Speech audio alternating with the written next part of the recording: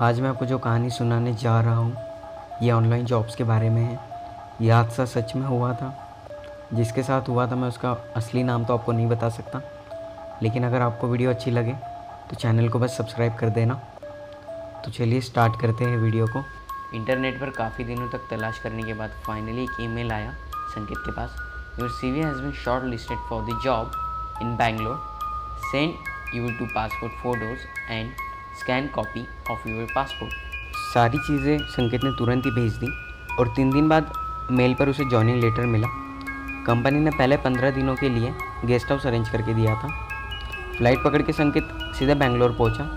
Guest house उसकी उम्मीदों से काफ़ी छोटा था, बस 3 कमरे और एक हॉल जिसे इन लोगों ने रिसेप्शन बना रखा था।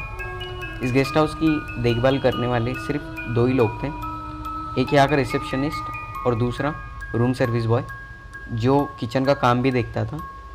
यहाँ के 3 कमरों में से एक कमरे का इस्तेमाल ये दोनों करते और बाकी के 2 कमरों का इस्तेमाल गेस्ट के लिए करते।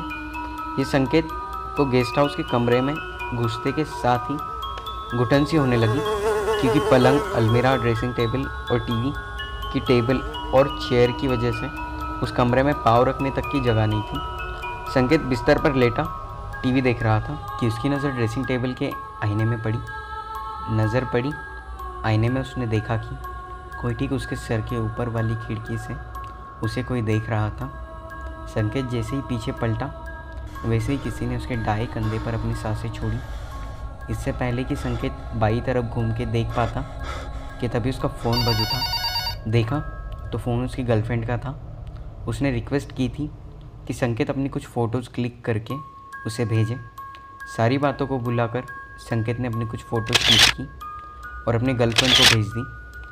तो उसकी गर्लफ्रेंड का रिप्लाई आया कि पिक्स तो अच्छी है, लेकिन इसका मतलब है कि आज रात हम दोनों बातें नहीं कर पाएंगे। संकेत उसकी बातों का मतलब नहीं समझ पाया और उसने पूछा क्यों। तो उसने कहा जाहिर सी बात है, जब तुम रूम शेयर कर रहे हो किसी के साथ तो हम कैसे बात कर पाएंगे। उसके सामने तो तुम बातें नहीं करोगे ना मेरे साथ में। संकेत ने पूछा कहाँ, कौन सा रूममेट, किस रूममेट की बात कर रही हो तुम। उधर से संकेत की गर्लफ्रेंड का रिप्लाई आया कि तुम्हारी सेल्फी में तुम्हारे पीछे टेबल के ऊपर बैठा हुआ है, न्यूज़पेपर पढ़ रहा है। संकेत ने तुरंत पलट के कुर्सी की ओर देखा तो वहाँ कोई भी नहीं था, लेकिन वो कुर्सी ऐसे हिली कि मानो जैसे उसके ऊपर से कोई उठ खड़ा हुआ हो। संकेत दौड़ते हुए कमरे से निकला और देखा तो सामने रूम सर्विस बॉय खड़ा था। संकेत ने उससे कहा कि मैं इस कमरे में अब 1 भी मिनट नहीं रुक सकता, प्लीज़ अगर हो सके तो मेरा कमरा चेंज करवा दो। अगले 10 मिनटों में संकेत का कमरा चेंज करवा दिया गया और लगेज रखते वक्त रूम सर्विस बॉय ने संकेत से कहा कि टीवी चलाते वक्त टीवी का आवाज़ थोड़ा धीमा रखना ताकि बाकी लोगों को परेशानी ना हो। संकेत ने उससे गुस्से में आके कहा कि अगल बगल लोगों मतलब क्या क्या बोलना क्या चाहते हो तुम। यहाँ गिनती के बस 3 ही लोग हैं, तुम, मैं और रिसेप्शनिस्ट। ये सुनकर हाउसकीपिंग वाले लड़के ने कहा कि साहब, जो दिखाई नहीं देते वही आपके अगल बगल होते हैं। हाउसकीपिंग वाले बॉय की ये बातें सुनकर संकेत को सोचते सोचते बहुत देर हो चुकी थी। इन बातों के बारे में सोचते सोचते संकेत को कब नींद आ चुकी थी ये संकेत को भी पता नहीं था। देर रात संकेत की आँख खुली। एक अजीब सी महक थी पूरे कमरे में। उस पूरी महक से कमरा ऐसे भर चुका था कि मानो जैसे किसी ने कांच की बोतल के अंदर धुआं भर दिया हो। कमरे में ऐसी कोई चीज़ भी नहीं जल रही थी कि जिससे वो महक आए, क्योंकि वो महक सिगरेट की थी। संकेत ने उठकर बाथरूम का दरवाज़ा खोला। बाथरूम में सिगरेट का पूरा धुआं भरा हुआ था।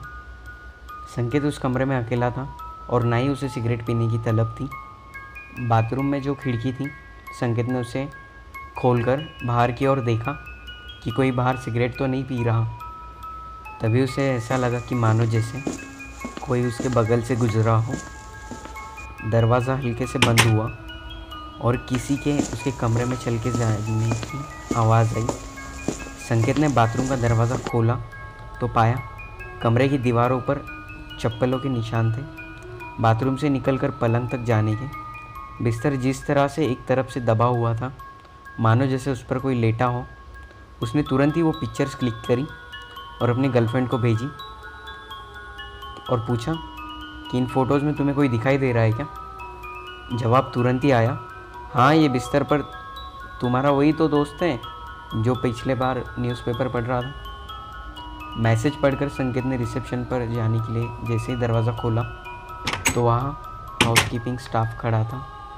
संकेत ने उससे कहा कि इस कमरे में भी नहीं सो सकता मैं, अगर आपको कोई प्रॉब्लम ना हो तो क्या मैं आप लोगों के साथ आपके कमरे में सो सकता हूँ।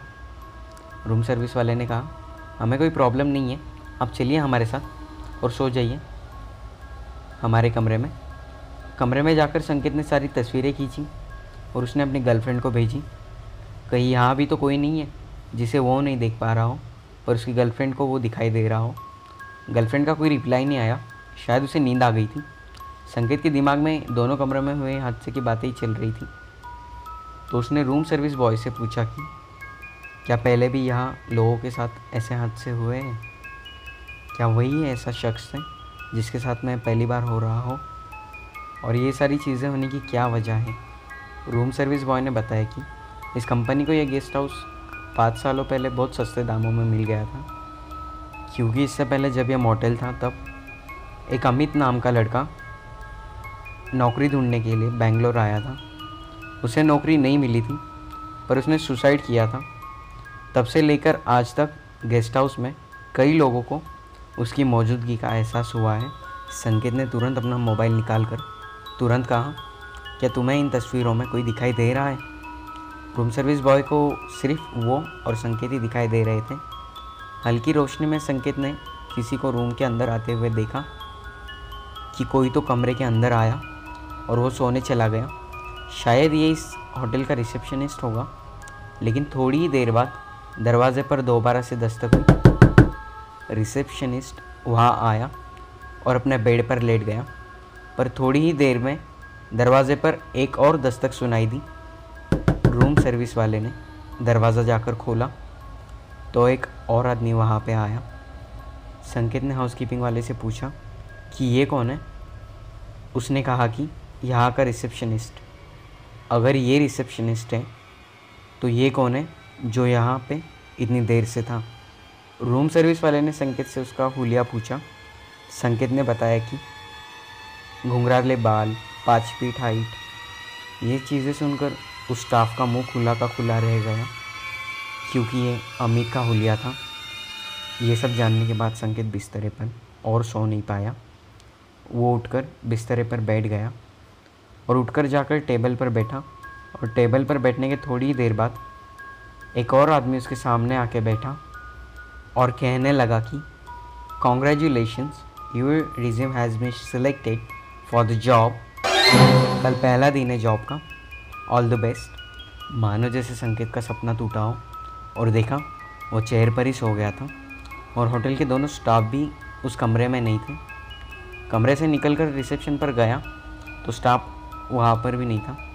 संकेत वहाँ से चेकआउट करना चाहता था, पर उसका सामान जिस कमरे में था वहाँ पे जाने की उसकी हिम्मत नहीं थी। इसलिए वो सोफ़े पर ही बैठकर उन लोगों के आने का इंतज़ार करने लगा। थोड़ी ही देर में अखबार वाला आया और अखबार देकर गया। संकेत ने न्यूज़पेपर पढ़ते पढ़ते एकदम से उसकी कॉलम पर एक नज़र पड़ी। उस कॉलम में उसने देखा कि ऑबिटोरी कॉलम था, जहाँ पर उसकी मौत की खबर छपी हुई थी। उस न्यूज़पेपर कंपनी में फ़ोन लगाने के लिए जैसे ही संकेत ने फ़ोन निकाला तो उसने उसके फ़ोन के ऊपर बहुत सारे अनरीड मैसेजेस देखे जो कि उसके गर्लफ्रेंड के थे। इन मैसेजेस में उसने संकेत के भेजे हुए तस्वीरों के जवाब दिए थे। कहा, तुम्हारी हर तस्वीर में घुंघराले बालों वाला इंसान क्या कर रहा है। संकेत ने सारी तस्वीरें दोबारा देखी। उसे वो नज़र नहीं आया जो उसकी गर्लफ्रेंड को नज़र आ रहा था। संकेत ने एक बार फिर बगैर समय गंवाए न्यूज़पेपर की कंपनी में फ़ोन लगाया और पूछा, ऑबिटोरी कॉलम में उसकी तस्वीर किसने छपाई। तो उधर से उसने जवाब दिया कि जबकि वो तो ज़िंदा है। उधर से आवाज़ आई, सर आपकी किसी रिलेटिव अमित ने ये खबर छपवाई है और साथ में आपका डेथ सर्टिफिकेट का जेरोक्स भी दिया है सर।